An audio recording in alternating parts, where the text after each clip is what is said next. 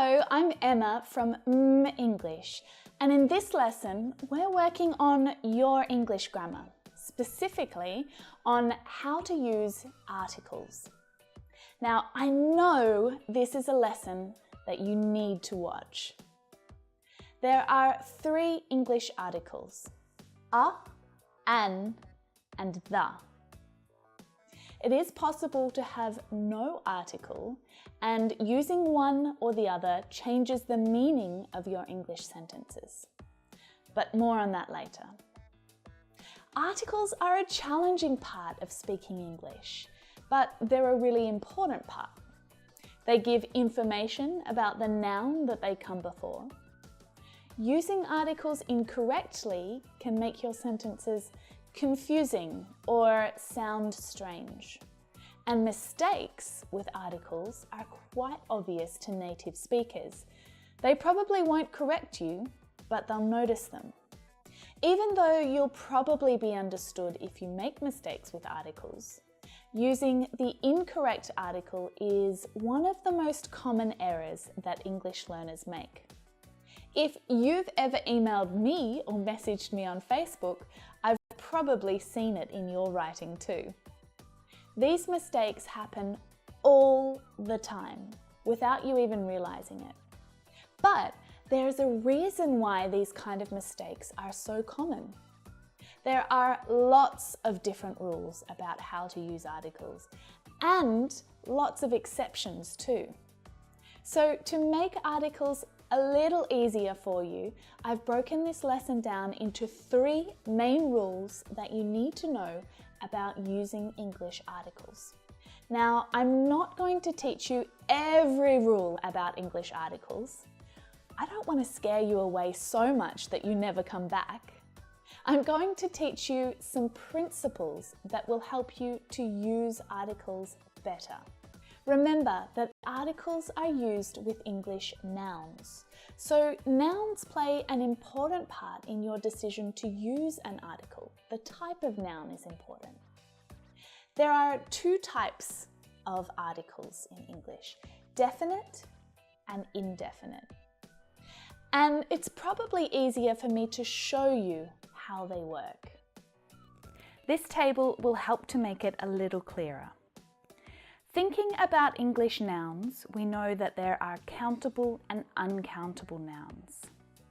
Countable nouns can be singular or plural, so there's a lot to think about, and it really affects how you use articles. If a noun is singular and countable, then you can use the indefinite article a or an. The definite article, the, can be used with countable or uncountable nouns. When a noun is plural, so when there is more than one of that noun, the definite article, the, can be used. And though we can't use the indefinite singular articles, a and an, we can use some when we're not being specific. Now, this technically is not an article, but if you're using a plural noun and you're not being specific, some is the perfect choice. So for the singular countable noun, strawberry, I can say a strawberry. I can say the strawberry when I'm being specific. If I'm using the plural form of that noun, strawberries, then I can use some if I'm not being specific. I would like some strawberries, please. Or I can use the definite article, with my plural noun. Could you pass me the strawberries? The difference between the definite and the indefinite articles is the difference between talking about a specific pen, a unique pen, or any pen at all. It doesn't matter. Like I said, we're going to focus on 3 main rules today. Learn these rules and you will choose the correct article most of the time. The first rule explains when we use the definite article, and when we use a or an, the indefinite articles. The second rule deals with unique nouns, which usually require the definite article. And the third rule explains why we sometimes leave articles out. If you do need an article, when should you use an indefinite article, and when should you use the definite article? Great question.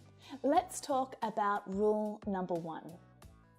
Indefinite articles, a and an, are used when you first introduce someone to a noun.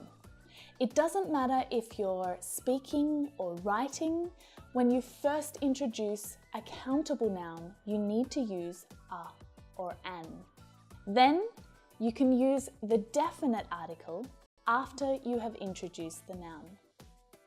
I want to demonstrate this for you with a very simple story. I saw a person yesterday. The person was sitting under a tree. The tree was very tall. The person stood up when they saw a cat. The cat jumped on a wall to try and catch a bird, but the bird flew off the wall. In this example, the nouns person, tree, wall, cat, and bird all take the indefinite article, but only when they're first introduced. After that, we use the definite article every time. This rule is about ensuring that the reader or the listener knows which specific noun you're talking about. As soon as you've made this clear to the person, you can use the definite article every time you use it. Now we know which bird, of all of the possible birds in the world that it could be, we know which specific bird you're talking about. So we can use the definite article. The second rule: when a noun is